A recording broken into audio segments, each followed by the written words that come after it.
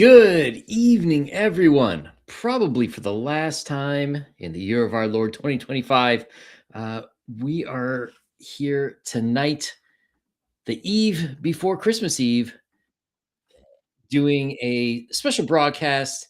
I have an extra special guest and his goblin hordes coming up in just a minute. But some quick announcements. Hey, if you haven't, why don't you subscribe to the channel? We've got great guests, uh, interviews in the comics, in writing, in tabletop role playing game space, and give this video a thumbs up if you could. Next year, we're about to add some exciting features. First and foremost, the draw streams will be back. I have plenty of work on Empire of the Undying Sun. So we're going to be seeing a lot more art coming up, and there may be guests who will also be drawing and talking, and we'll see how that goes. And also, we are hoping to add a new play feature, maybe once or twice a month. We will have creators come on and they'll run us through their new games and show us how cool they are. So if you like that, subscribe to the channel, hit the notification button if you would. And the other thing is, yes, videos are back. Actual videos, not just me talking to people, things that I actually had to sit down and think about and record ahead of time. Those are coming back in January. But for tonight, I have a guest. He is a black belt in the art of YouTube hosting. He is a man who has his own following and love of the tabletop gaming spaces. Welcome, Jack McCarthy. And you are still muted.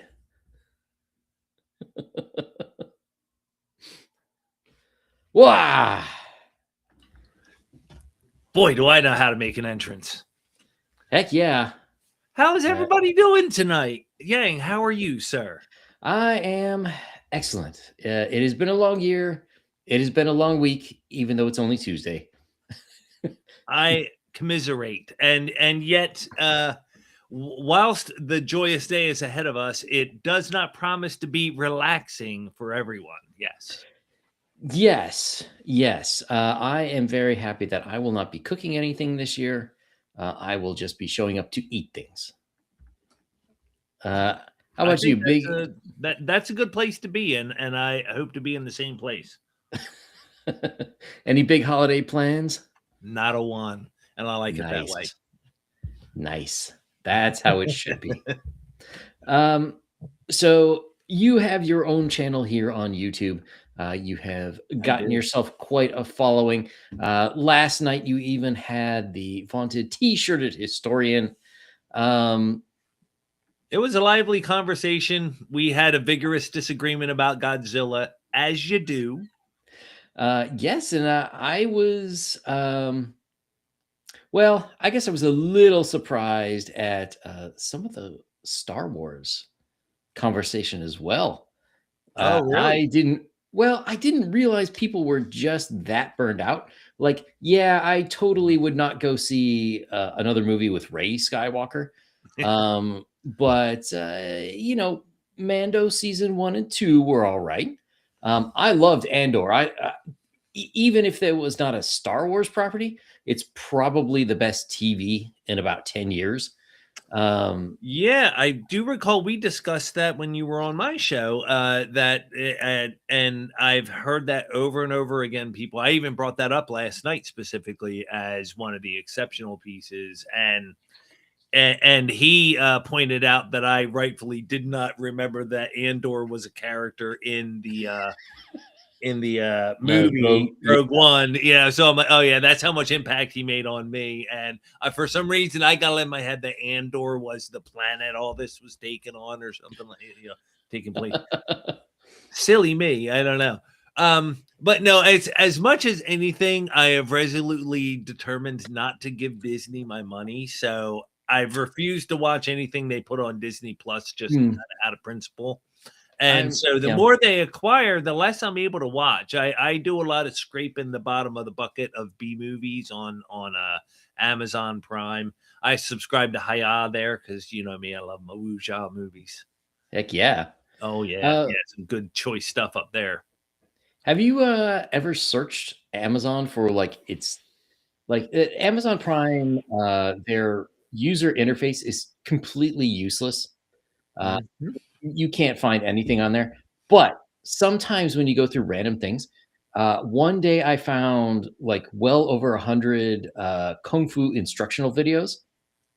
No kidding. Yeah, and it's like how to do Tai Chi Fan and how to use the chain whip. And it's like, whoa, this is Right. Those things I have seen them come and go over the years. Similar things, because my discovery was finding the David Carradine Tai Chi and Kung Fu VHSs that I yes. used to have back in the day. So those were pretty awesome to see. And then they seem to go out of rotation and maybe come back. It depends on who Yeah. has the rights and when. I guess. And but it's cool to know that so many instructional things have made their way onto Amazon Prime. Normally YouTube seems to be the place to go for everything like that, you know, but Yeah. more and more Well, stuff gets locked behind a paywall, and I think rightly so, to be honest. yeah, I mean, for me, the problem is YouTube is one of the few sites that has a workable user interface where I can maybe find something I'm looking for. It's gotten a lot worse within the last year, I think, with just like low quality videos that just override, what I'm looking for. Even simple things like, hey, how do I rewire, a three-way switch? Like it should be an easy find, but it's always just like now it's like AI, and it's like I don't know if that's real. I don't know if I'm going to burn my house down. Yeah. Yeah. Well, and I'm a stickler for stuff like that. It has gotten bad, but thankfully I'm still keyed into a lot of real DIY people and stuff like Mhm. that, you know, that I've followed for years. I mean, because that's been my go-to for as long as Yeah. as I can remember. If I don't know how to do something, you go to YouTube, you find a handyman who does do it, and then there you go. Uh, exactly. So you are a big DIYer yourself? Fairly big. I have repaired my own air conditioning several times since we Wow. moved into the house, and it luckily like relatively easy repairs. And I have had to call the repair guy once because it was just I wasn't Too sure much. Yeah. exactly what part. Yeah, you know. But plumbing and electrical work when necessary, I'll call in the professionals. Mostly plumbing. Like I haven't done enough of that to feel really comfortable doing it. Uh, but I grew up the son of a carpenter, so I picked Oh, up a there lot you go. more over the years than I realized I did. Yeah, I think we're at a weird place in American history where it's like somewhat of going forward, we're going to be in somewhat of a mix of the 1930s and 1980s, where, in the Mm, 1930s, everybody would do anything they could to save a nickel. yeah, Um, yeah, but I recall the 1980s as being somewhat of a time of hope when all sorts of people were just trying, like, oh, I'm going to open a computer business. Computers are new. Or, I'll try this business or I'll go into that field. And I don't know, to some extent, I feel that hope a little bit out there where people are like, F it, I'm tired of working for corporations. I'm just gonna I'm gonna start my own gaming company. I'm gonna build my own YouTube yeah, channel and yeah. work through that. Well, and I think it's funny that we're not getting away from big corporations as much as we're changing our relationships with them. We're not Yes. working for them, so I'm building a brand to show a personality or persona that I can take with me and go to Rumble exclusively if that is the way to go eventually. If the Mhm. user experience improves and the audience begins to shift there. I would love to do that out of principle, but like we were just discussing a few minutes ago, that you just cannot turn away from the audience on YouTube. That no one can afford to turn away from that kind of exposure.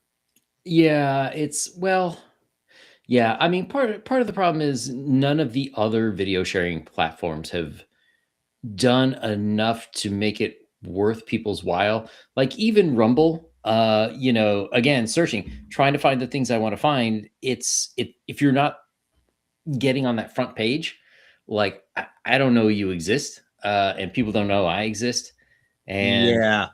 there's Yeah. issues with notifications, and are people actually like are people who are sub to me actually seeing the videos I put out? And I would say often no.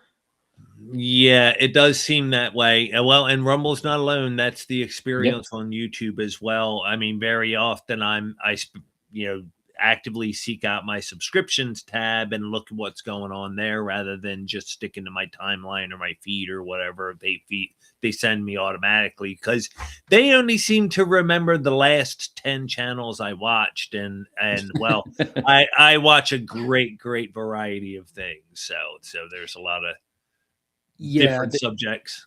their recommendations are getting worse too. Like, I one time watched one of those Reddit videos, um, where they're just reading some story from Reddit one time, and like every Yeah, day on the front page, I get 3 or 4 of those, and it's like, don't recommend channel, and yet yeah, they're yeah. like, oh, you don't want that channel? Well, here's this other channel that has a Reddit story that you once watched 9 months ago. Thanks, Reddit. Yeah, I know. It's Crit Crab, man. That dude just comes back to haunt me every few months because I watched 1 or 2 of his videos. It's like, Yep. and it would be one thing, but I've given that genre a try a few times, and every RPG horror story boils down to, so after I ignored all those red flags, my game went to crap. Can you imagine? Yep. Go And figure. so before we move on to gaming, Cyrus asks, did either of you read any of the Star Wars paperbacks? I read some. I read the Timothy Zahn series, The Hand of Thrawn. I That was have a not. fantastic series.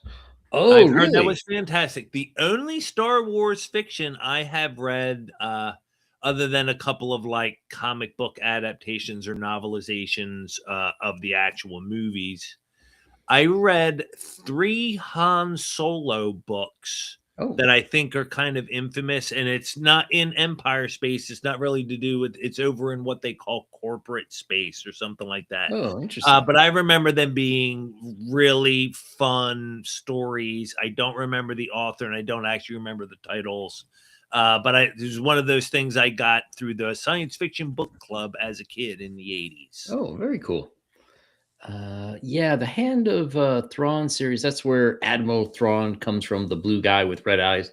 And it's Lucas said these are the Star Wars movies that we never made, but we should have. And Yeah, I I've agree. heard that numerous times, and it's uh I mean, I can't even imagine passing that up. Mhm. I don't know where the dysfunction, people point out or want to blame Kathleen Kennedy, and perhaps that's fair, perhaps that's not. I don't know. But they really did seem to leave money on the table with that. That I've heard nothing but good things about it. I've heard that estimation numerous times over the years that's what they should have done. That it was sitting right Yeah. there. They could have adapted that. We have the special effects for it. There's nothing in there we couldn't do. You know, Yeah. Well, those, if I recall correctly, those were early 90s when they were first published. For that one specifically, I got a lot of problem with Kathleen Kennedy. But for that one specifically, put that squarely on Lucas's shoulders. I think, before he considered the sequel trilogy, he's like, no, I want to get in there and do the fall of Anakin Skywalker and blah blah blah, and it's just like, oh, and he screwed everything up. And there's actually some really interesting documentaries. Like, I think it was included on the DVD for the Phantom Menace. There's like the making of the Phantom Menace, and they show the screening of it. And like after the screening, the first screening at Lucasfilm, Yeah. everyone's like dead quiet. You could hear a pen drop, and Lucas is like, "Oh, well, that was interesting." Like he realized he kind of effed up.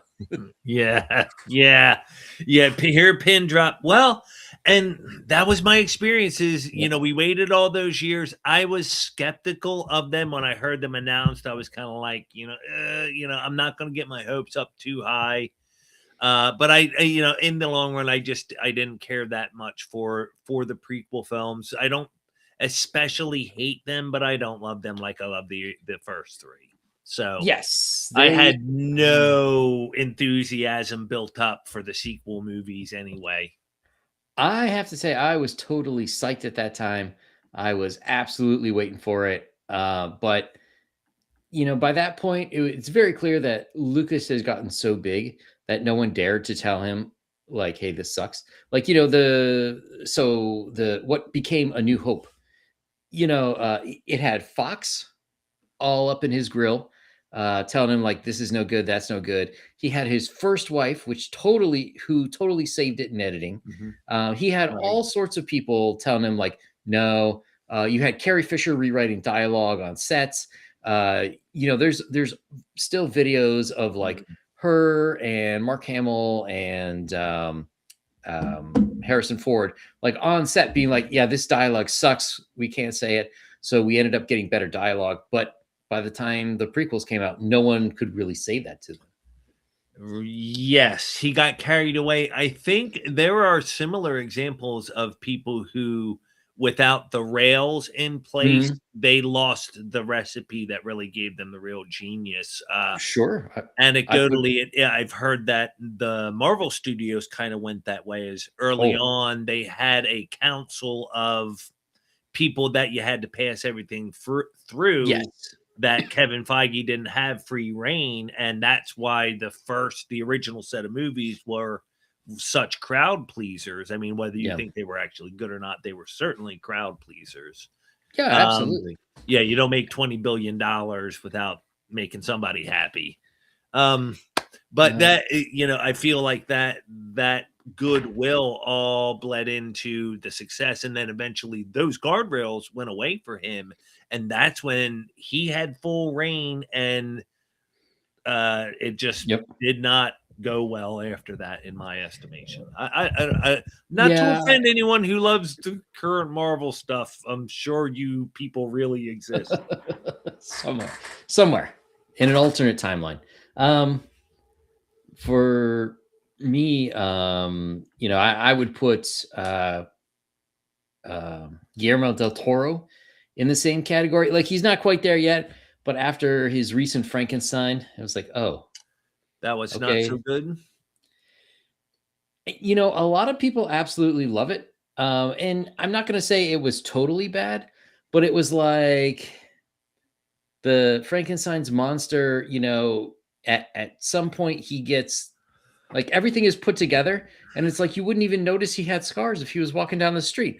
Like that's a big difference from the monster who has to keep himself separated from the world.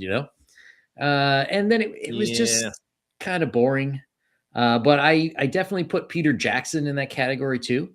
Yes, 100%. I think, Taika Waititi, just from one movie to the Yes. next, they took away his guardrails, and he went from, I loved the 3rd Thor movie, but I haven't even watched the 4th one. I've heard such terrible things about it. It's bad. It's Right, bad, man. yeah, so, You well, know, again, I really haven't watched much Marvel since Endgame. I think I watched the Spider-Man one that got good reviews, where they had all the Spider-Mans together. That oh yeah, was legit a good, fun movie. yeah. With the new ones, there's this thing really since Endgame. Like if you don't think about it too hard, it's not so bad. And like Endgame, I enjoyed it. It was an emotionally satisfying ending to what I consider all of the Marvel movies. But if you really thought about it, it's like, well, why The would the they lo do the this? further you get away from Endgame, the more flawed you realize, Yeah, yeah, that was actually pretty weak, but they gave us a lot of, "Oh, my heart" moments. Oh, my heart. Seeing Cap wield the Yeah. hammer. I mean, come on, Cap wielded the hammer. And that's how I feel about that Spider-Man one, where it in a lot of ways it was great because there were always arguments like who's the better Spider-Man, and like, no, Tobey Maguire's my Spider-Man, and then, oh, let's forget about Andrew Garfield's Spider-Man, but like they did it in a way that was very respectful to the fans of the old movies while Yes. continuing with the new ones. And it's like, oh my god, where has this been for the last 10 years?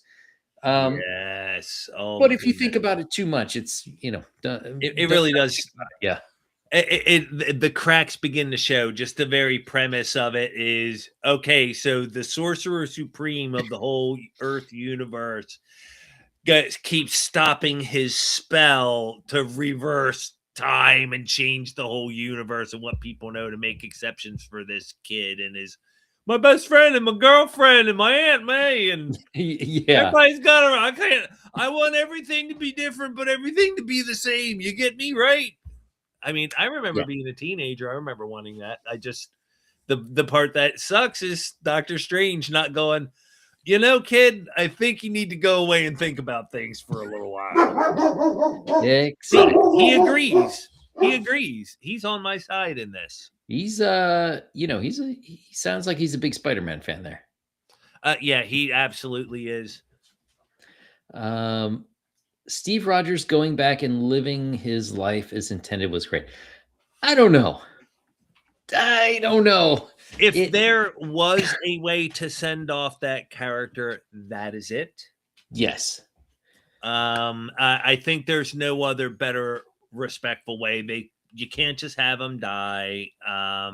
You can't just have him retire, right? Mhm. And it would have felt cheap for him. They didn't give us another decent love interest for him. Peggy Carter was always his true love. So it was sappy, but I bought it. Yeah. Yeah. The only problem is they set us up for ruin.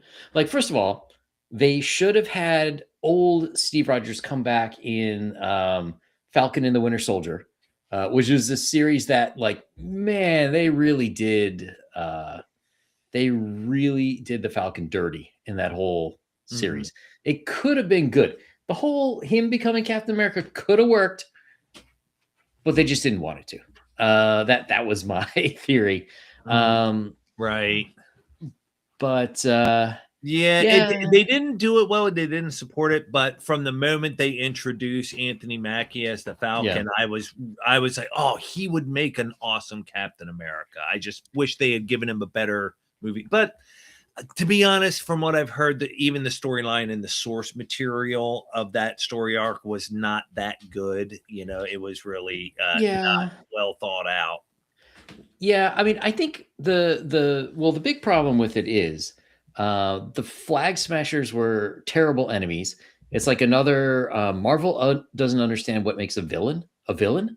So like, okay, they had Thanos, and we understand why Thanos is doing what he's doing, but he's still a villain. He still murdered half the universe. And then when we get to the Flag Smashers, it's like, yeah, I understand why they're doing what they're doing, but they're still horrible murderers. So that was problem number one. Problem number two, the whole thing. See, they made a mistake about having a U.S. agent in it.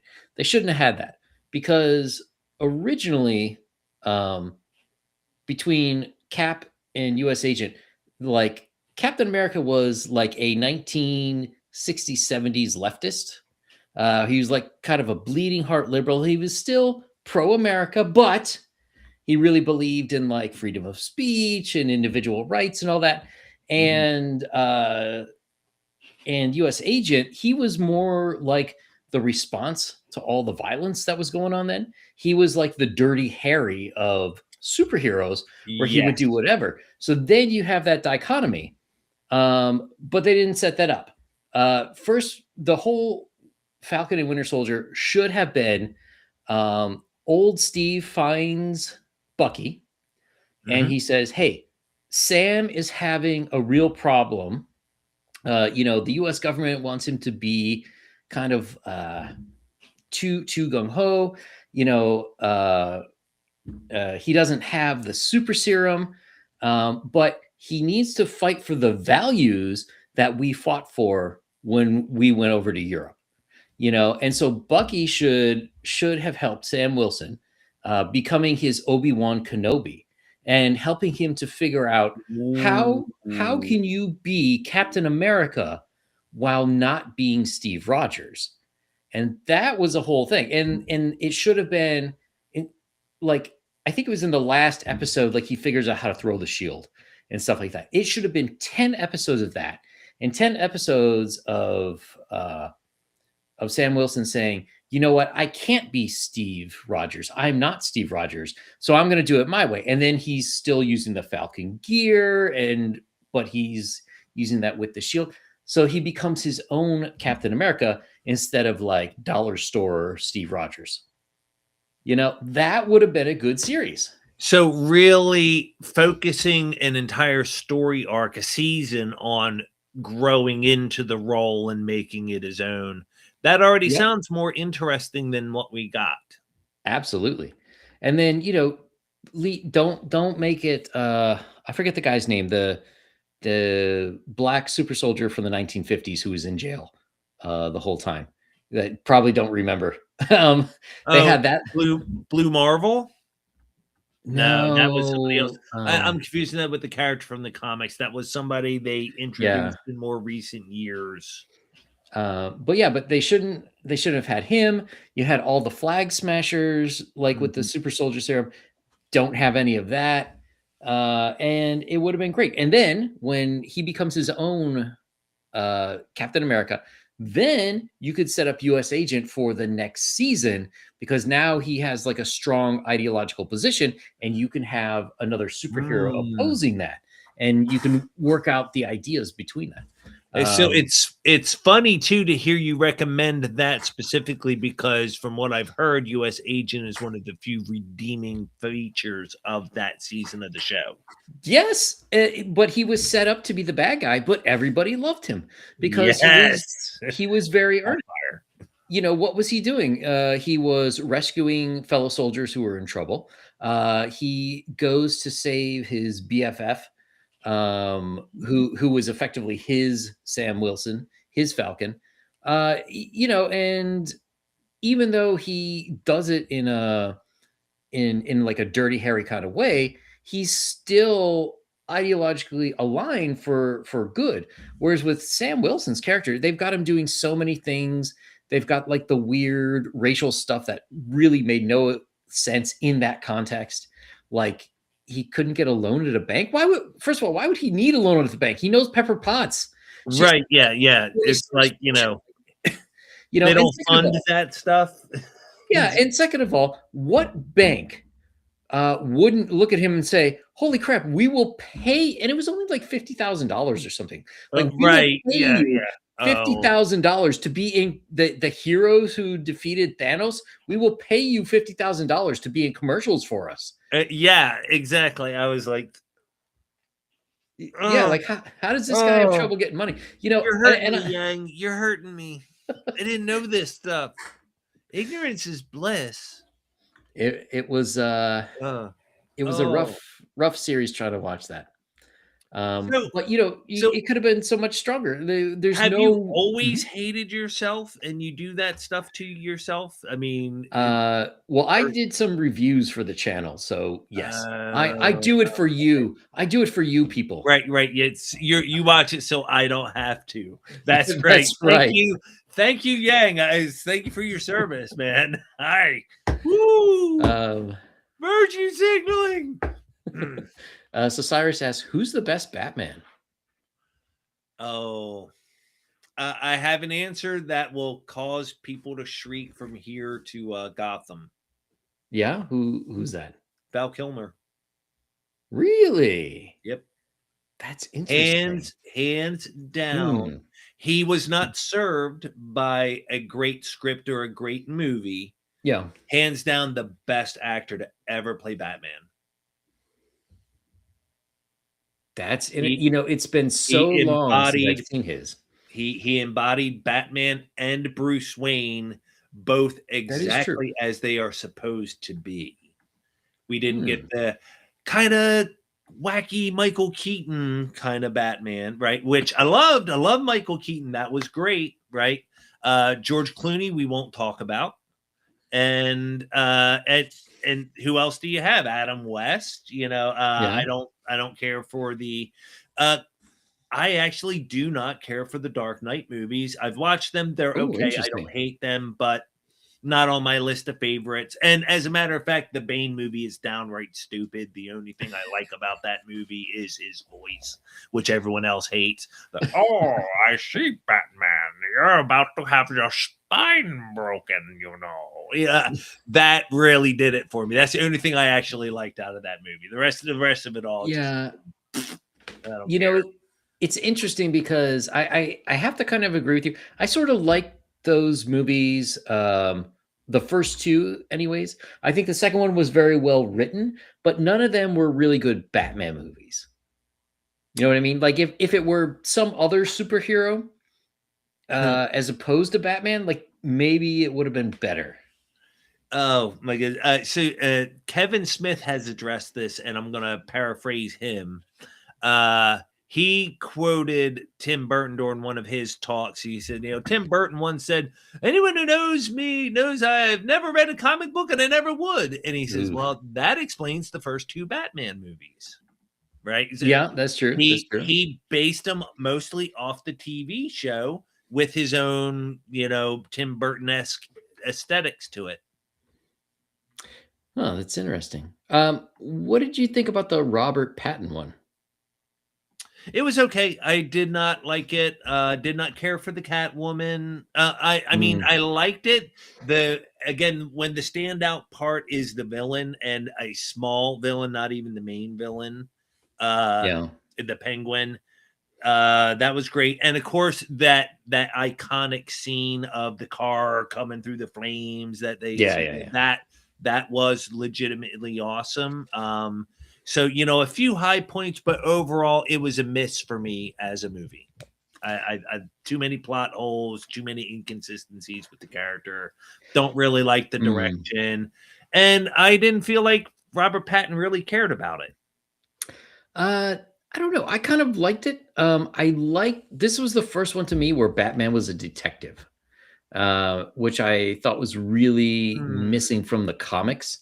Uh, he's too he's too grandiose in most of the versions. Whereas I thought this one, it was more subdued. He's trying to figure out what's going on. Whereas like even the Christian Bale ones, which are, I hate to say realistic, but they're less flashy superhero. But even in those, he just kind of like knows, or like the computer will spit out an answer. Whereas in the Robert Patton one, I feel like they actually went and did the work. There was a lot of stuff in there which could have been better. But I would kind of like to see a second bite of the apple for that. And if they could fix up Hmm. the if they could take what worked and fix up the deficiencies, I think it Well, could I be think great. I owe that one a rewatch. I'll give that a rewatch and see what I think of it on the second appraisal, because I think I do see what you're saying about the detective elements that are normally missing from Batman Yeah. movies being present. Because normally his detective skills are just sort of, oh, I know exactly what he's thinking because I can get in the head of the Mhm. crazy psychotic killer. Yeah. Um, Funny how I can do. and I kind of agree with this one. Dark Knight had a lot of good supporting actors. Like that was the thing about the Nolan series. Like they did have a lot of really good actors who I think, made more of the material than Oh, normal actors could have, I'll give Like it that point. That's probably what made them tolerable to me. If it didn't have that great supporting cast, would anybody really care about those movies? The only truly memorable performance out of all of them is Heath Ledger, right? I mean, uh we got to. What are the iconic lines of Batman from those movies? I'm Batman. That's the How original!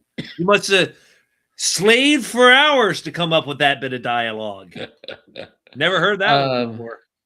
That's true. But I would say that when people are, doing imitations and spoofs of Batman movies, it's usually the Christian Bale. Hey, I'm Batman. Oh, You know? Michael Dale points out, of course, there's Adam West Batman, and even the older black and white man one. That is true. Yes. When I was a kid in the 80s from the library, I managed to get my hands on a VHS tape filled up with the old Batman black and white serial where he is Really? fighting Nazis. It was awesome. It was Wow.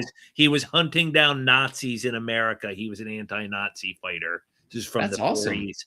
They were so cool actually. And the suit looked like the comic book. It looked better than the Adam West suit did. It looked more like Hmm. the actual Michael Keaton suit. It was actually pretty impressive for the time. That's one thing that I've never seen. Um, excuse me. I could not manage to find the old serials, but it's definitely on my list to watch if I can find them. Yeah, yeah, and a slight tangent, but if you ever get the hankering for it, the old Flash Gordon serials are up on Amazon Prime, Oh, are and they? I've watched a few, and my jaw hit the floor once I realized, oh my god, George Lucas stole everything from this. Even the credits scrolling away Uh-huh. from you in that weird perspective, he stole it from that. I was like, this is amazing. Yeah, that the cowboy movie, The Searchers, John Wayne, and I believe it's Kurosawa's Throne of Blood. Like if you mashed all three of Oh. those together, that's Star Wars. Yes, Throne of Blood is a great film. Oh, yeah, Michael Dale. Christian Bale's Batman voice ruins it for me. And Ben Affleck, ridiculous. Someone should get fired. That I agree with you on the Ben Affleck. I found it kind of interesting. Like I'm not a huge Snyder fan, but I found it interesting that he tried to make his superheroes like, oh, well, Batman's been around a while, so now he's like old and sad Batman. Like, Mm. I give him a little bit of props for trying something new. It's just not something anybody wanted. Yeah, yeah. I kind of wonder what if Ben Affleck had been given Batman back in the 90s and part of that franchise? Could he have, if it was him instead of George Clooney back in the day? Yeah. That could have been something special. I actually did like Ben Affleck as Batman. I just don't like those movies overall. They don't hold up to the test of time. They're okay, a fun No. brain dead watch, but don't really make the list of favorites.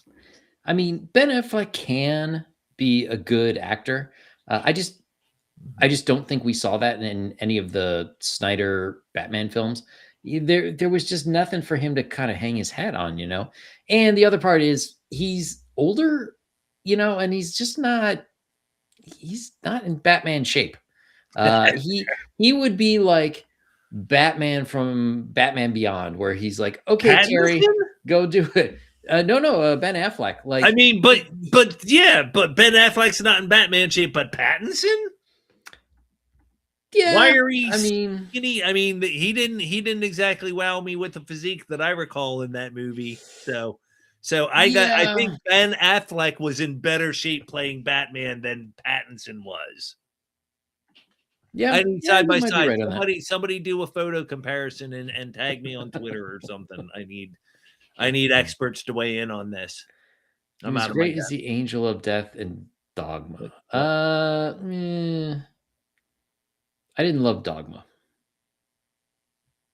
I can understand that. I liked it when I was feeling much more subversive against Christians and stuff like that. It does have its points, and of course, Alan Rickman Yeah. with Metatron is Well, worth seeing. I think Alan Rickman's good in just about anything. Yeah, yeah. Name the movie he's in.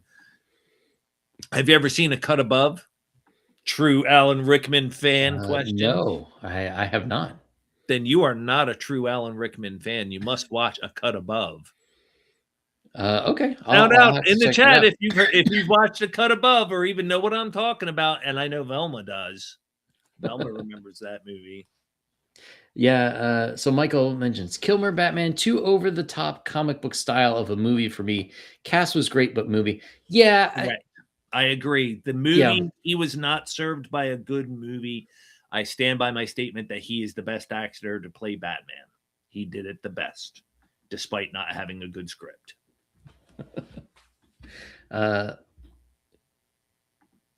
Who played the best rich guy with a brain to make those wonderful toys? Elon. Elon. He would be. Well, I don't know. Oh, he means in movies. Yeah. Okay.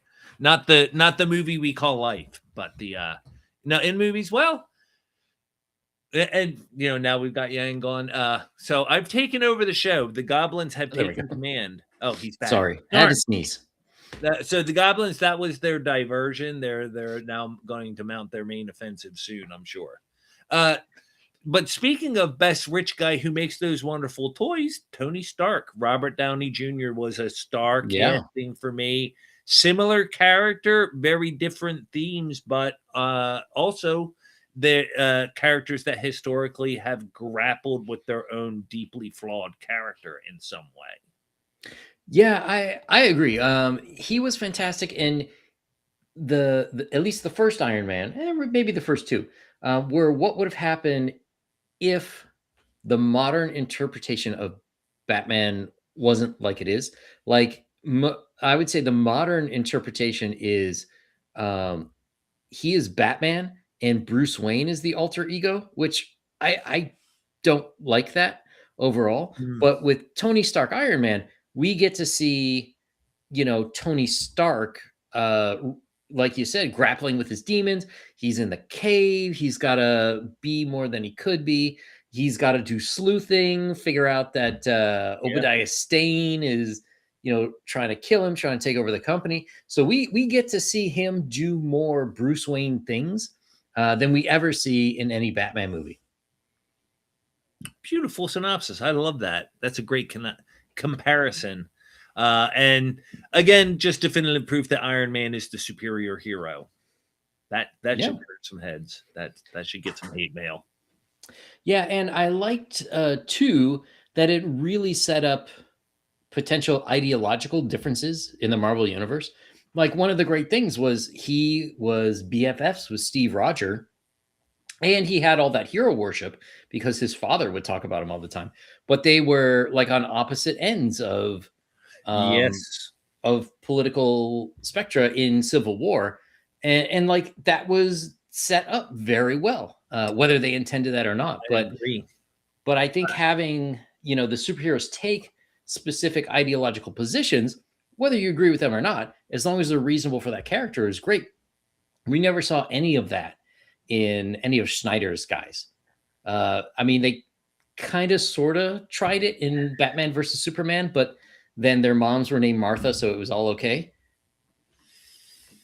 Ooh, yeah. That puts a very fine point on the entire that literally is the moment that movie really falls apart.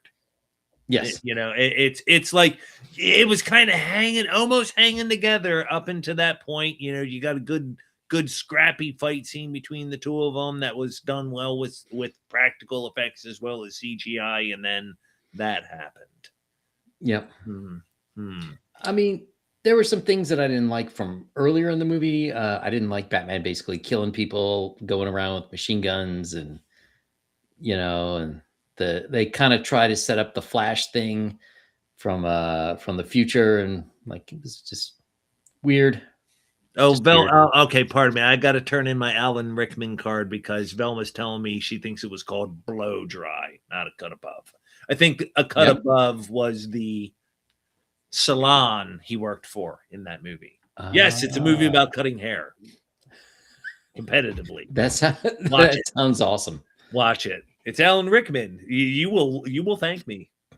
Okay, I will definitely check that out. But I would be remiss if I had you on and we didn't talk about anything gaming.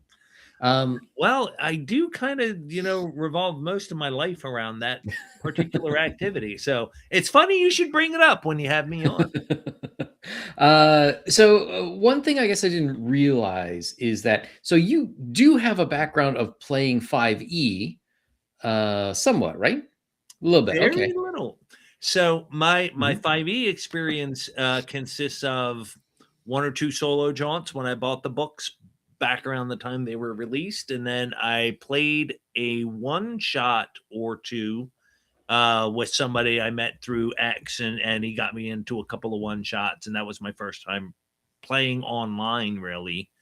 And then from there, I got invited into what I'm currently doing, which is a 5e play by post game in Oh. Discord.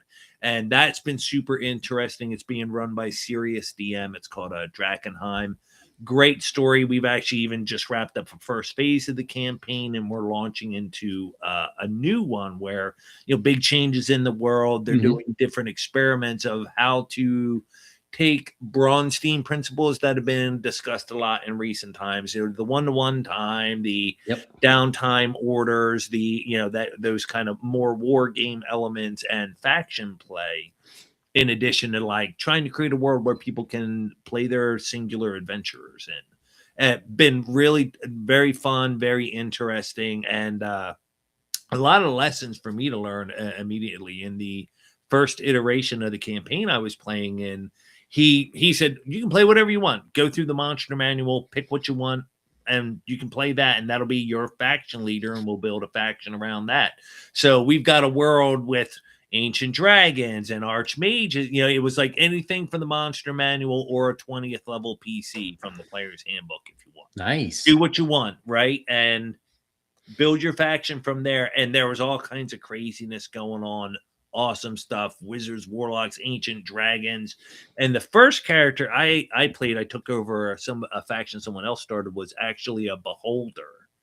And Mhm. and I did the best I could with it, but between not really knowing 5th edition myself, and then also having a real kind of a beefy character sheet, and then a whole faction to juggle underneath of that, it was very overwhelming. I suffered from a lot of analysis paralysis and had trouble really engaging with Yeah. the game.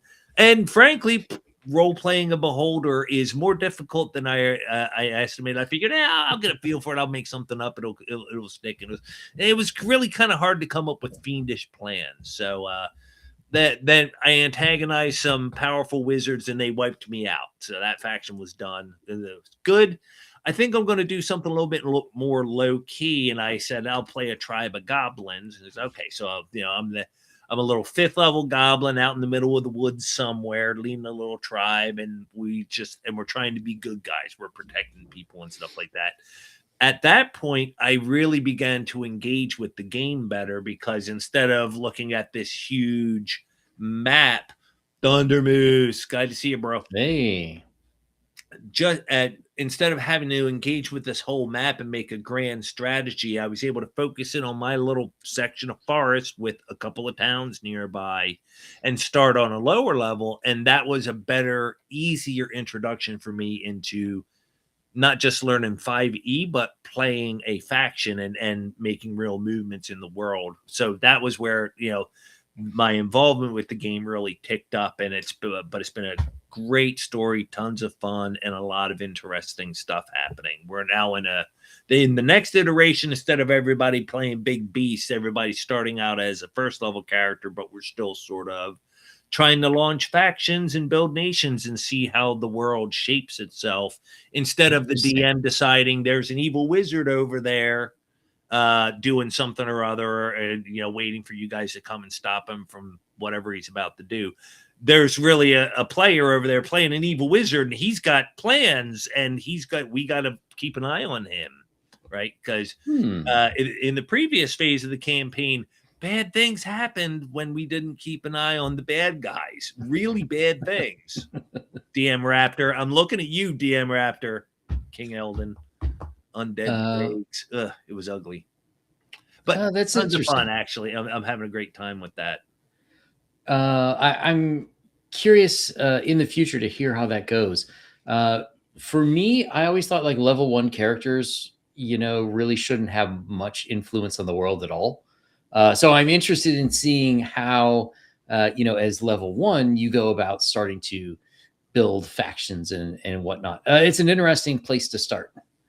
It is, and I think we're kind of doing a baby steps thing. I think he's planning on bringing us up to 5th level or something like that, and still being very low powered in the grand scheme of things. But as you might have imagined, the magics and such being thrown around with a ton of high level creatures and characters wandering around got to be a little excessive.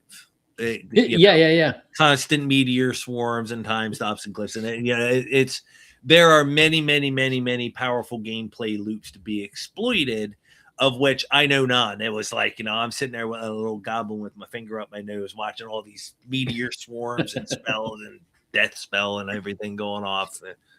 I don't. Somehow I lived through it all. So I know you also like a lot of old school 1E type of D&D gaming, I believe. That is, yes. As a matter of fact, Scudder for Mike, he's a YouTuber like us. He's got his own channel, and he does a channel membership. He's so big, he's monetized now. Ooh. But you can sign up for a channel membership for the whopping backbreaking sum of $1 a month. And that fee gets you entrance into his private Discord server where he runs games for us. So, at first we were doing some other stuff, played some mothership and everything. But for the last month or two, he revived his 1st edition AD&D campaign and brought all the channel members in on it.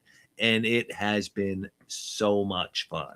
So much fun. I've been generating memes, like 1 meme per session based upon my experiences. So if you've seen them wandering around, it's the adventures of Harold the Handsome, the 1 hit point fighter. Very cool. So, since some people would say they're polar opposites of gaming, I don't necessarily agree with that. But what's your takeaway of playing in 1E games versus playing in 5E games? What would you say are the differences? They are completely different game experiences. It's as different as if you were playing Shadowrun at one table and BattleTech at the other. The systems result in such different experiences. Literally, there are some words in common. As in there are still fighters and there are still there are still clerics, various things like that. But for starters, the power scale of a low level character is completely different. You are a frail mortal, highly skilled, that's why they call a 1st level fighter a veteran. You are trained and skilled above more so than the average person, but you still are quite fragile and frail. And so the kind of whereas in 5th edition, by comparison, you are comparatively tough. You have 4 hit points. You're guaranteed to have max hit points at 1st level, and like I've said in other things, this is more for D&D 24, but it's hard to escape character creation without spells. Yeah. But it's very easy to have spells, and the spellcasters are more powerful. By default, it's a high magic campaign because the characters have magic they never run out of. They always have that prestidigitation or that light or that firebolt or what have you. So there are so many things that get taken off the table with that being the case. I would definitely agree with that. So when it comes to that, how would you say the feeling of the campaigns are different? So you mentioned, you're tougher in 5e. But are there other, does it lead to different play decisions for you? 100%. So the kind of decisions I've had to make as playing rules as written 1st edition and ending up with a fighter of 1 hit point because you roll it. I got no hit point bonus because I don't have just a great con either. 1 hit point is what it's at, and yet because my armor class is still so good, I'm still the best candidate to be in the front line. They have less chance to hit me than still the wizard who has Mhm. 3 times as many hit points as me. You know, but the kind of decisions that you make in the 5e game, it promotes cinematic, good action TV show or comic book, even anime kind of style of action. That's what it wants you to do. That's what the game lends itself towards. Yeah. So, people who like that and enjoy that play style, which I think it's perfectly valid. It's more like playing a a superhero kind of a game with fantasy tropes and themes than it is the hardcore sword and sorcery roots that the older editions embrace. But it Yeah. absolutely does inform your decisions and what you do at the table as your individual character. A first level fighter in 5th edition is completely different than a first edition fighter at first level. Yeah, yeah, I'd have to agree with all of that. Excuse me. Yeah, it's uh, I don't know. I kind of like them both for different reasons. For me, it's all about like what kind of game do you want to play, Yeah. and Yeah. I And think I personally like the feeling of a lot of the earlier sword and sorcery games. mhm. However, if you're playing, the sandbox guys always hate me for saying it, but if you're playing a game that isn't necessarily on rails, but maybe it's near the rails, you're Uh, kind of a like in guided the tour? How dare you, heretic? yeah, not even necessarily that much, but it's like you want some story, or you manage to have some storylines. I think I like the way that 5e can kind of get there. Now, I would say, by the 2024 version, it's like that has gone off the rails in the bad way. It's Mm. too hard to kill, or too hard for players to die. Too many exceptions to rules and whatnot.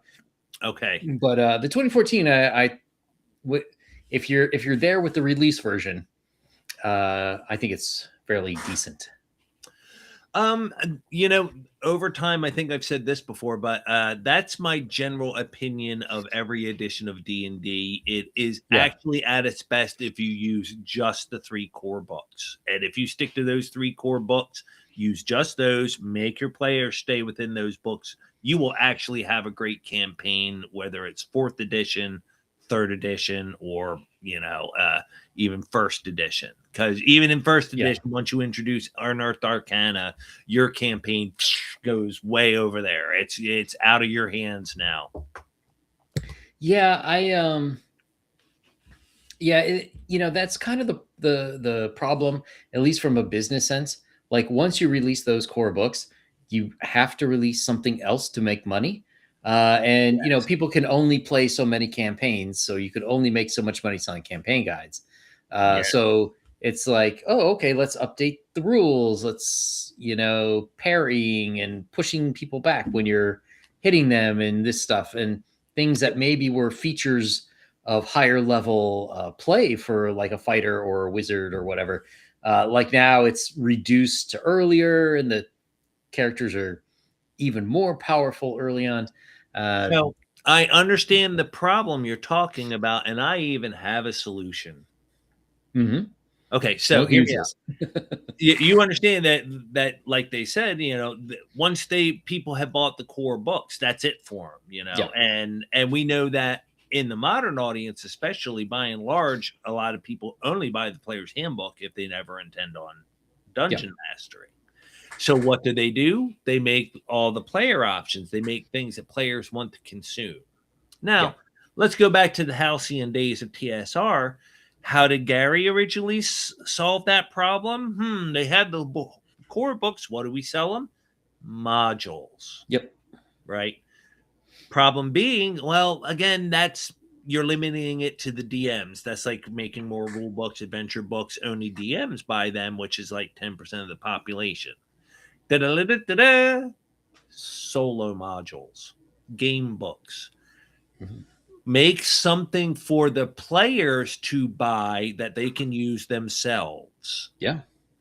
So sure, and they don't have to be long. They don't have to be elaborate. They can even be a repetitive procedural random dungeon thing or what have Yep. you, right? And again, they could just wire that. They put up a simple dungeon VTT on D&D Beyond and let people take their characters in there. And okay, the stuff you found is yours, and the experience you got is yours. There you go.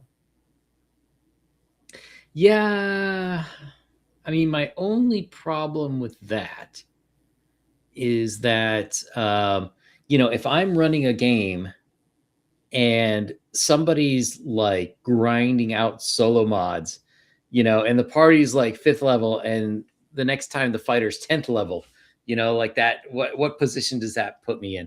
That's well, if anything, that's one problem I have. So in doing Empire of the Undying Sun, I've been running test groups, right?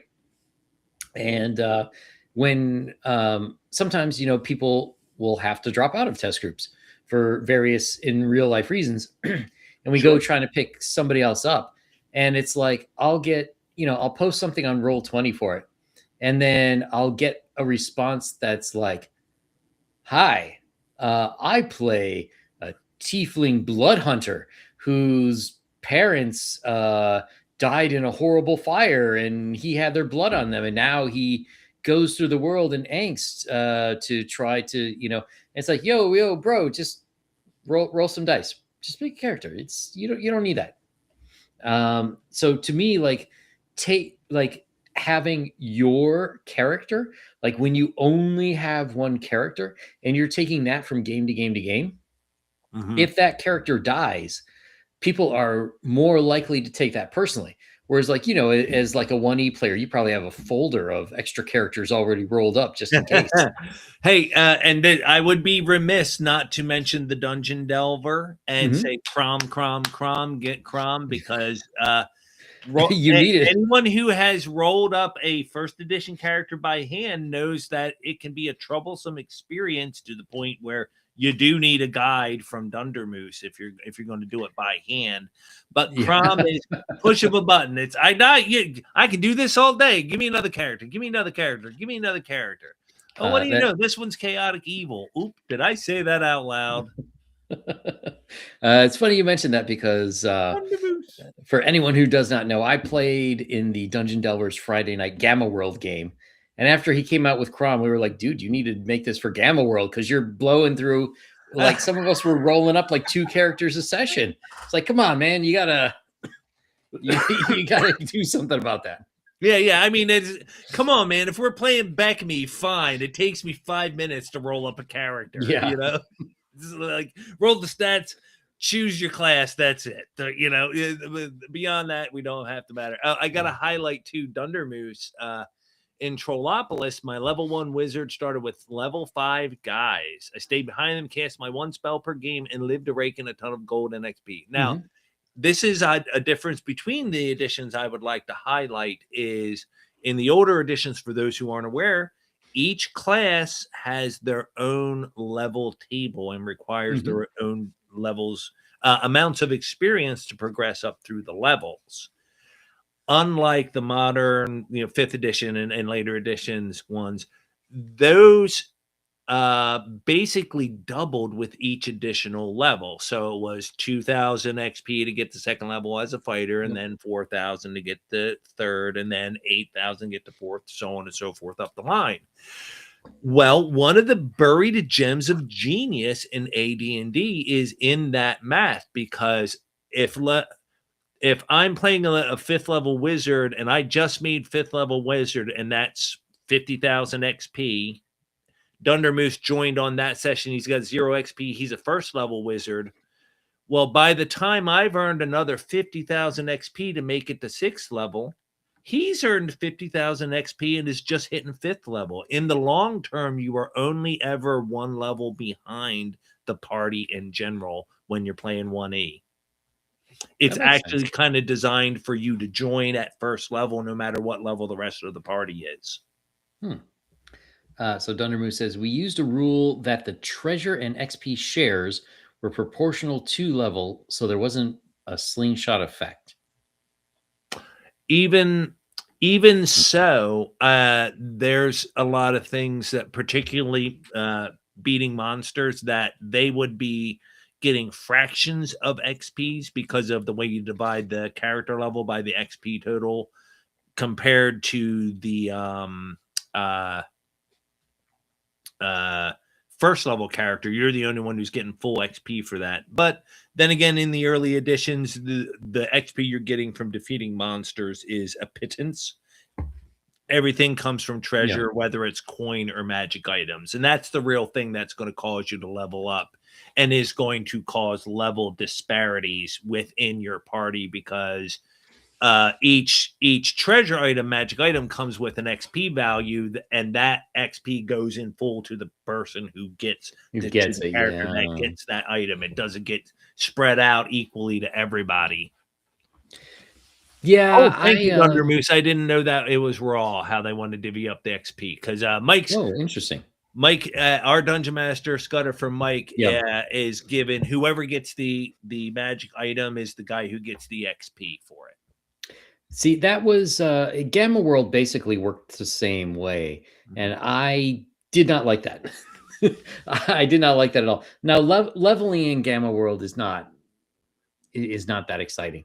So in that sense, it didn't matter. But it's like we would discover, like a suit of battle armor, and it would be like, okay, you now get 9,000 experience. Go level up twice. And like my guy found, and like I give it to somebody else because it's better for the team for them to have it. And I got like 2 experience for finding rocks or something. So that's the one thing that I don't. I mean, I guess gold is more fungible. Like it's easier to divide up rather than like, here's a laser pistol. We can't divide that 5 ways. Right. Yeah, you can't. Well, and I guess that's the thing is, what we did when I was a kid playing this game is we totaled up the XP for magic items, and then that was part of the total that was divvied up to all the players equally. Yeah, I kind of like that better personally. It is probably better and more fair, because it's kind of so, like, say you're playing a first level paladin at the table, and lo and behold, the random treasure tables drop a holy avenger on you in your first session. Not only do you have a holy avenger, you get all the XP to go up to level 2, right? Yeah, immediately just off of that. Yep. So the counterpoint, though, however, is that training times and training costs would keep that paladin at first level for quite a while until he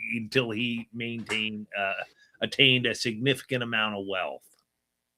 Yeah. Speaking of paladins, back in the old 1E days, paladins and bards, they were kind of super classes that you had to work your way towards.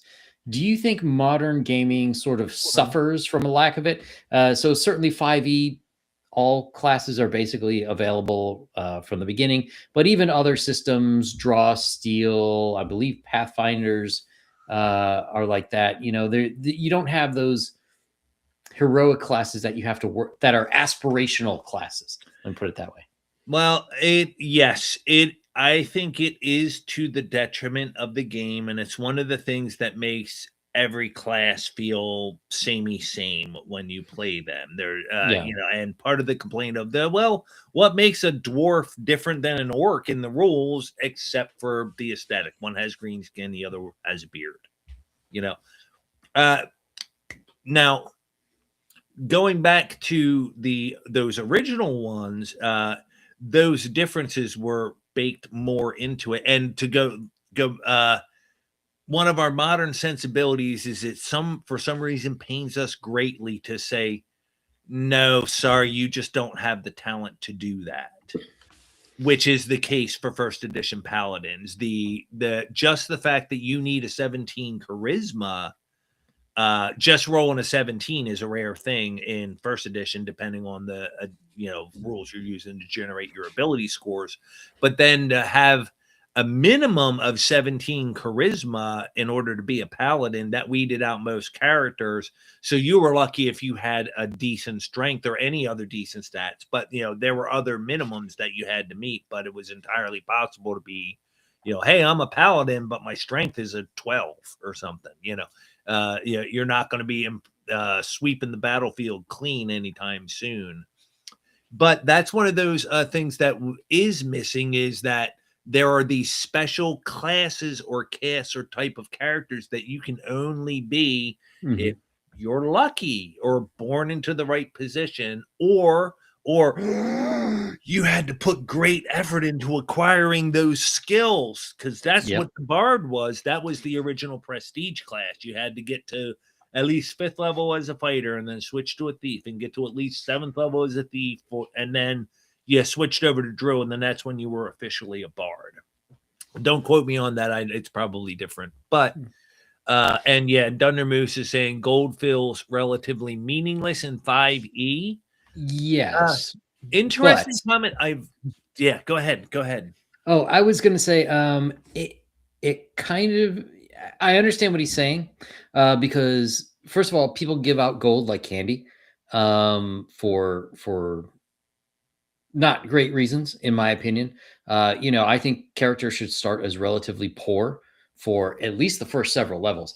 But the big problem is 5e, for whatever reason, was missing a lot of that domain play at the end. So what happens is you don't have anything to really spend money on.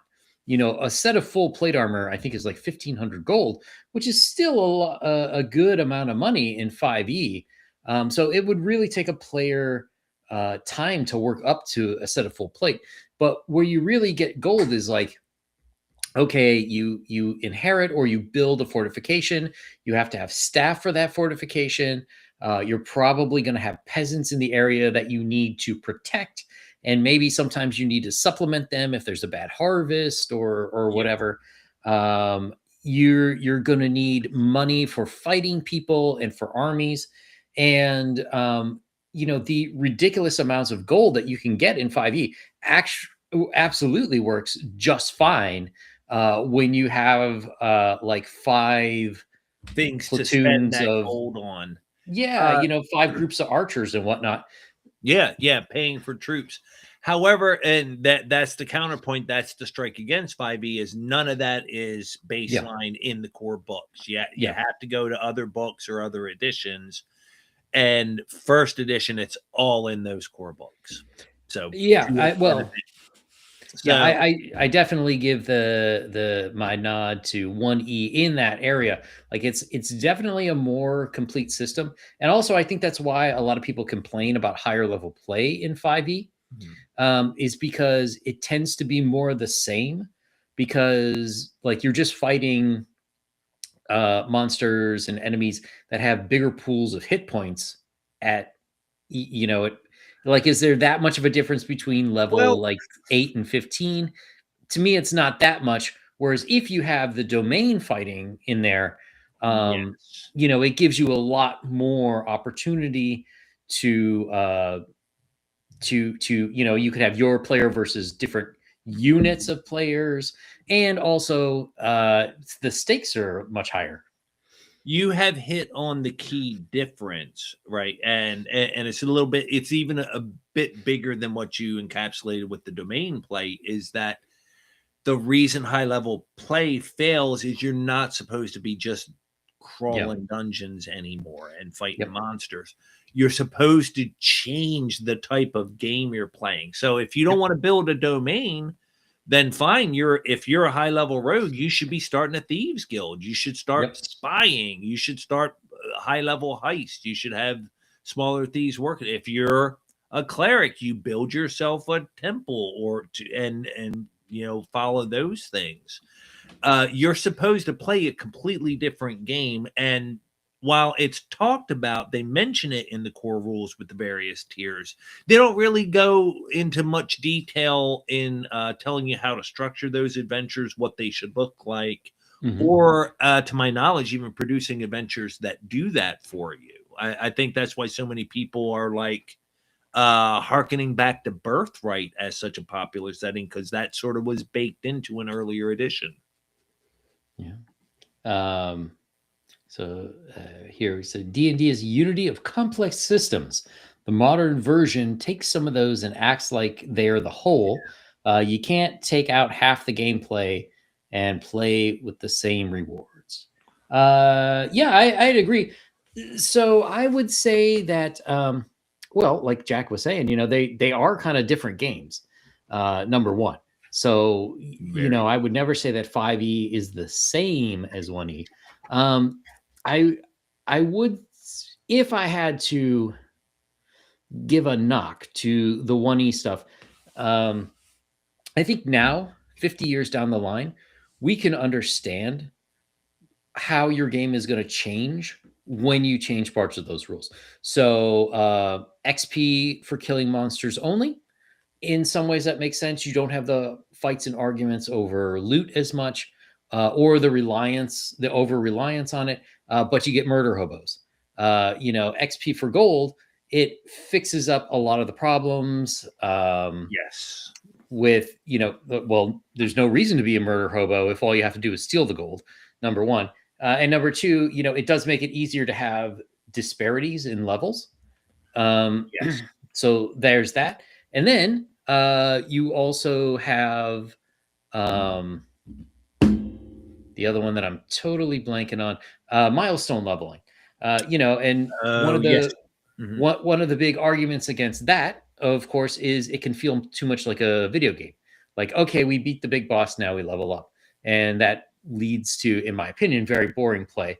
However, the way I usually see milestone leveling is if I'm the DM, your party must have done enough stuff to warrant leveling up. And when you have done enough, then I will allow you to level up, whether there's a boss or just other things in the world are playing. And the upside of that is you're not overly reliant on gold. You can play like if you're playing monks or something. You're gonna give all your gold away. That's more natural. And Right. you don't have the murder hobo problem because you're not incentivized to kill every living thing that you come across. Mm-hmm. And then like I can kind of reward you for other play. Like if you're a troop of clerics and in your downtime you go around healing people, then I can. I mean, you could do it in an XP, in a more formal XP game as well. But you can give XP for those things. So Absolutely. it's an issue of the modern games.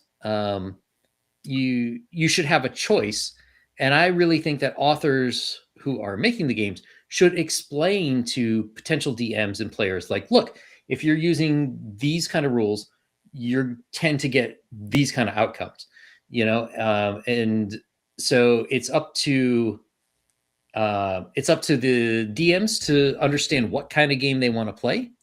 And then it's up to the people writing the content. Like, look, this tends to be what happens. So, choose your rules before you start out and have fun with whatever kind of game you want to play in. Right. Well, I I would say that when it comes to those decisions, the main thing to remember as a DM, whatever your system, whatever your edition or game system that you're playing, remember that whatever you're giving experience points for is the behavior you're going to incentivize at your table. Yeah. If you're given gold for XP or XP for gold, that if that's your paradigm, they're going to think in those fashions. They're going to be focused on loot. They're going to be focused on getting a good share of the loot. And they're going to be focused on getting it with as little risk as possible. If you only reward fighting monsters, then that's what they're going to do. Now, for my part, I have run entire campaigns where I rewarded it purely on role playing. I tossed all the XP rewards. No, nothing about gold, nothing about monsters. It was, how did everybody role play? What were the scenes like? Well, what's going on? What's the story? Are you guys advancing the story? And I just advanced the group. It was effectively, I would say it was milestone leveling. because I knew how much I was giving everybody. It was third edition at the time, so everybody was on the same XP chart. But that's one of the things that I have taken that to heart. Like you said, milestoning is good because milestoning also provides you the opportunity to set specific things you want them to do. Like, okay, you're fourth level thief trying to get to fifth level. You are not getting fifth level until you've burglarized somebody's home. You got to do that. Yeah. Figure out when and how you're going to do that. Until you've done that milestone, you don't get fifth level, period. And that way I think that would have provided them an opportunity to reinvigorate that old school feel by making the classes tied to specific milestones. Maybe maybe you have to build a keep to get ninth level as a fighter. That's how we introduced that domain play back into it. Absolutely. And, if people think it's out of place, remember, Luke Skywalker could not become a Jedi until he faced Vader again. So there's nothing. See, some of it I think comes out of the total sandbox type of play, where like, okay, just random stuff happens at random time. I prefer something that's a little bit more story oriented. I don't want a game that's on rails. I don't want to do Dragonlance, but I like something where I have something to aim towards, and whatever path I take towards that goal can be different. But I definitely think you're right. Like, if you're talking about, like, let's say clerics, and you want to move up in your priestly order, well, that's along the lines of leveling up, right? If you're talking like 5th E, by the time you're like level 15, you're like the Pope of whatever religion you are. So right. So at some points in there, you should be doing things that somebody in your order would do. So like I was saying, like, are they going out healing people? Are they taking other clerical matters into consideration? In play, like, right? Nobody's saying don't fight, don't get into combat. Only host weddings or something like that. Bar mitzvahs, So we didn't happen to have any high-level cleric stomping around, but that was one of the interesting factors of the play-by-mail game I was just talking about, was that you did have very, very powerful entities like that being active in the world. And that makes the world a lot more dynamic and complicated than you might think. That mountain... Yeah, that mountain that was there yesterday is not there today because somebody moved it. Yeah. So, and again, I think XP for gold is fine. I think XP for killing stuff is fine. But there are pluses and minuses to any system that you're going to use. Yeah. And I don't necessarily think that one is better than the other. It's what effects do you want to have on your game? And you got to pick the one that goes with that. Correct. Yes. If I love polka music, I don't buy tickets to a rock concert and then get there and try to get them to play polka music for me, right? Yes. I go to a polka concert. If I want AD&D first edition, that's what I go play. But I do think that there is, like we were saying, even the newest books, the 2024 books, man, there's something I like about them. There's something that draws me to them, and I'm going to play that even if it's solo, right? Just like every other game that I can't find other people to play with. Yeah, I do think that that is something that I think really lacks in most modern versions, is the lack of solo gaming. Some friends of mine are really into draw steel. So they got me, I play in like once a month or so, we play draw steel. And it's an interesting system, not nearly as bad as I thought it would be. But like a lot of other newer systems, that and the Critical Role one that I can't think of the name to, like, there's no solo play anymore. And I think they need to bring that back. Well, it's kind of funny too, because solo play today, from my perspective as a lifelong solo player, it's more popular than ever. And it's even shocking the amount that it is represented in various games and in various ways. So I agree. And the important thing to remember too is there's no such thing as a role playing game you can't solo. Give me the Draw Steel book. I'm just going to pull Mythic GM emulator off the shelf, and we're rolling, baby. If I know the system, I can run a game impromptu and just use an Oracle. It's everything I need. That's awesome. So here we are at the closing end of 2025. What are you looking forward to in 2026? Any game systems coming up that strike your fancy? So I have a ton of systems that I bought in the last couple of years that I have yet to really sink my teeth into. For my personal thing, I am running an experimental Calarath solo cooperative crossover campaign. It's in a Discord server, and Calarath is a solo centric indie RPG from Castle Grief. Love the game. I've fallen in love with it. So what I'm doing is getting a bunch of other diehard soloists, and everybody plays solo, but we're also all combining our logs and our journals into a singular space in Discord, so that our stories are all overlapping, and we're kind of centering it in the basically what it is in the large term is I have put my solo campaign of Calarath up on Discord, and I've been inviting other people in to play with me and tag along. So, and the basic experiment as it is right now is I have a regular Sunday morning session, which is normally when I solo play anyway. So I just hop on my Discord, turn the channel on, and anyone who is available during that time slot is free to join me. Interesting. Yeah. And so if people wanted to do that, how would they find this Discord? So it's a small one. And I am keeping it invitation only. So anyone who wants an invite to such a place, hit me up on Twitter, hit me up on YouTube. And I am now much more active on Discord, of course, because of this stuff. You can hit me up on Discord if you see me in any other servers. I am in the Castle Grief server for those people who are in there. Oh, and very cool. Speaking of Dungeon Delver, again, in the upcoming Great Underground Online Gaming Convention that he runs in Discord, I have signed up to run 2 Calarath sessions in that coming up in April. So I'll be running Calarath at the convention this year. Nice. I will be running something for it. I'm not sure what. I ran something from Empire of the Undying Sun last year. The only thing is a lot of those levels are like just a little too long for the session. So once I get more of the modules that are coming out with it, I'm going to pick one of those and definitely going to do at least one.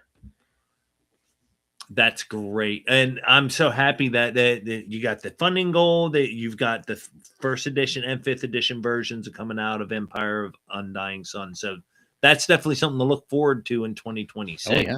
Oh, thank you. Thank you. Yeah, I don't know if you've seen Richard Witter's Rudiger's Almanac. I have. I caught part of. I believe you streamed people playing, or you participated in that. Was that somebody else? That was Patty's. That was Patty had people playing it. I had Richard on to talk about it. Yeah, and of course, I'm going to be having Mr. Witters on next Monday on the show. Nice. And love his artwork, and again, every time I see him on stream, he's just a wonderful human being. So I'm looking forward to talking to him. Yeah, I'm very interested in Rudiger's for a few reasons. He and I seem to be on similar wavelengths with make the game how you want the game. And I'm interested in his widgets. So the widgets are like rules that you can plug in. So it would be like, okay, we're going to do XP by gold or XP by killing stuff or whatever. And there's all sorts of different widgets that you can include. And he says he's going to, like with each widget, go through the explanation of like, hey, this is how the game may change if you add this one in there. So to me, I think that is potentially one of the greatest. I'd say he's probably doing it better than I am with Empire. But like that's one of the greatest features for new gaming is really explaining how the rules will affect the game. Oh, that's a wonderful part because again, so many things don't get that kind of explanation, and it's one of the reasons why I am generally not a Rule Zero guy. I play raw whenever possible, and Rule Zero is the secret weapon for when the rules don't cover it or it doesn't seem obvious. You just make an arbitrary ruling and maybe think about it later, right? Yeah, that kind of stuff. That's what Rule Zero is for. But like, there are some people I sometimes I watch occasional, Rule Zero. They're playing a game for the first time, and right up front, they've got a list of house rules that they're changing, and I'm like, you don't know what you're doing to that game, right? That is true. That is true. They may sound simple, but how drastically would Shadow Dark change if you got rid of the death saves or however they do it there, the death timer, pardon me, and then went to -10 hit points instead, like in the early editions of D&D, what if you went straight to dead at 0 hit points? Hi, kitty. Yeah.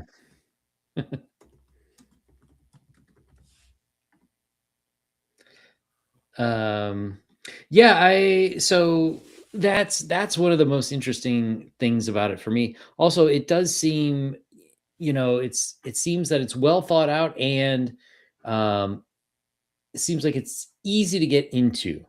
Like it's not super complex to create a character, not super complex to just like pick it up and start playing, which I think is nice too.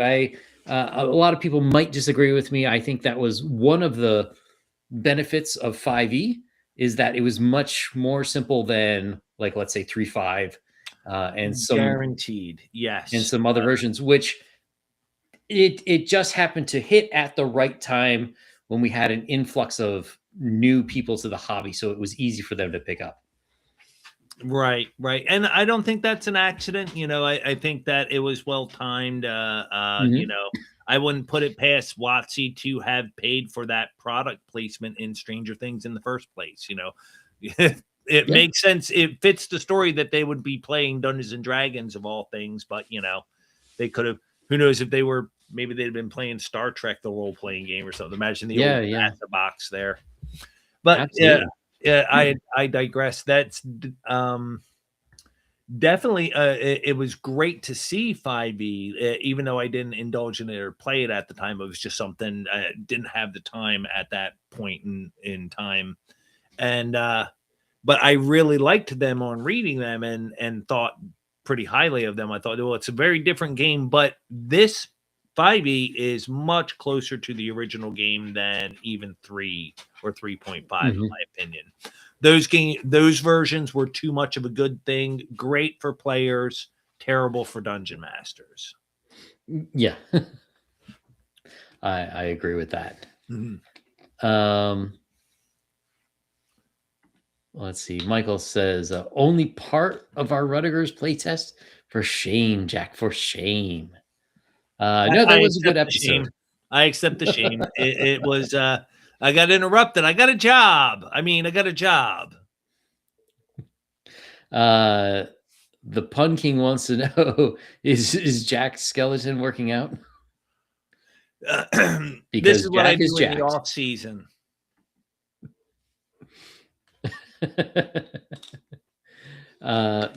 Yeah. Well, your big night is coming up, right? Yes. Helping out Santa with all his gifts. Yeah. And when I am an eccentric billionaire, what I'm going to do is I'm going to make the sequel of that movie where it's actually Halloween is about to tank because Jack's been captured and off somewhere, and Santa has to step in and save Halloween for Jack.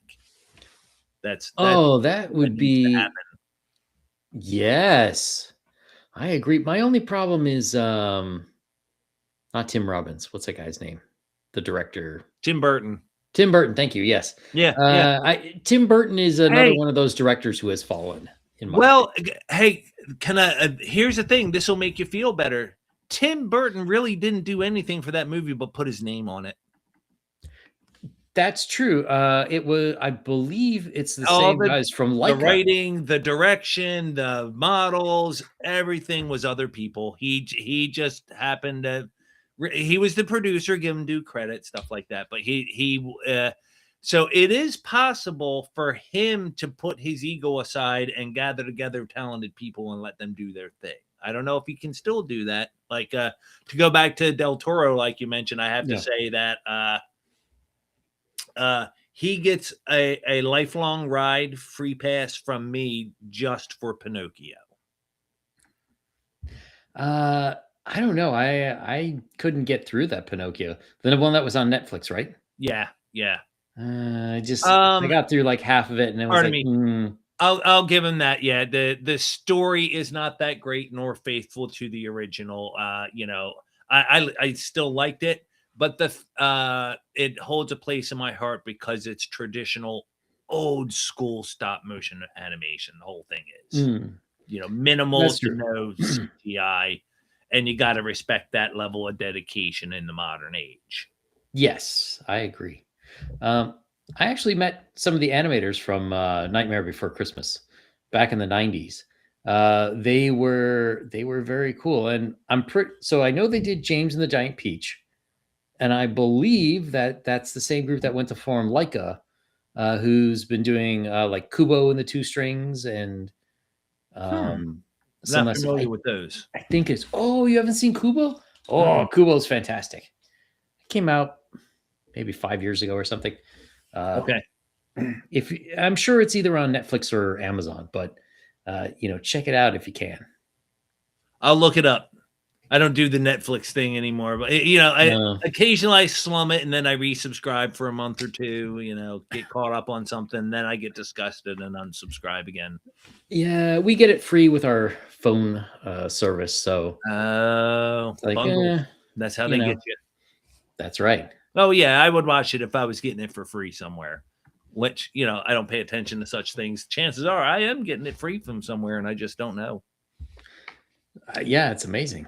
I think we get so Netflix we get free. I think we also get the not Disney Plus, Apple, which I think I've watched like once, and we're supposed to get Hulu, but it's like everything that you get free is the lower tier one, so it's like extra ads for you.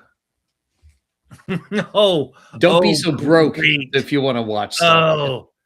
Just what I wanted. Ads for TV shows that I don't want to really watch. Hey, I gotta finish up Stranger Things. I gotta finish that out. That's acceptable. I gave up after season 2. Yeah. Yep.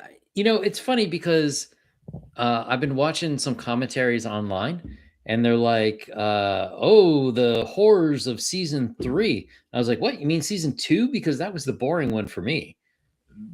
Yeah, that's what made me get. I was like, after season 1 was great. It's legitimately it's the defining one, and then season 2 was just utterly forgettable to me. It was boring. It had none of the punch pizzazz of the first one. Yeah. Nothing interesting happened. So I was like, okay, we're done with that one. And when third, and then it was, season 3's coming around. I'm like, don't care. I just don't care. I like season 3. That's when Stranger Things took a turn for the silly.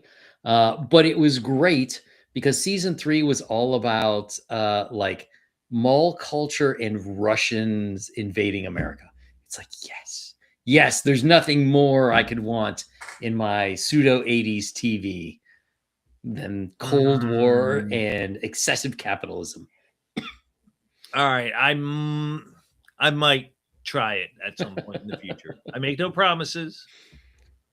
Yeah, if you have time. Okay, but now you're right. There is something cool about reviving the Cold War aesthetic because by the end of the 80s, I would roll my eyes every time I heard about commies. Like, oh yeah, it's Cold War stuff. But now from where I'm sitting, I'm going, you guys did not do enough. You should have slapped me around when I was rolling my eyes about that. Maybe we'd have done something different. Stop this crap we're seeing now. So Patty says season 3 was okay, pulpy. I think it was better than 2. Part of the problem with 2 is the kids were apart for too much. And that's what really made season 1 so good, was you had all the kids together. And then there was too much separation in 2. 3 was fun. 4 was great, but I didn't like the ending. More people should have died. They definitely should have had more deaths in season 4 leading up to 5. That can be said about so many things. Yeah. He says 5 is meh right now. I don't know. I'm okay with 5 so far. Like I'm willing. They've released half. They're supposed to release basically the second half on Christmas, and then the final like 2 or 3 hour episode is going to be on New Year. So I'm withholding judgment. Some interesting You have things. plenty of time to be disappointed later. That's right. All right. So people can find you on your YouTube channel. YouTube channel. Jack McCarthy writer. If you're on YouTube, just go down below and check in the description. You can find both his YouTube channel and his Twitter account over there. Any last thoughts for the year that was 2025? I wish everyone the best possible holiday that they can have. I just can't wish anything more sincere than that. Yeah, I think that's a good way to end the year. Happy holidays, everyone. I will most likely be off until January, but we'll see. So I'll see everyone later. And thanks to Jack for coming. Thank you, everybody.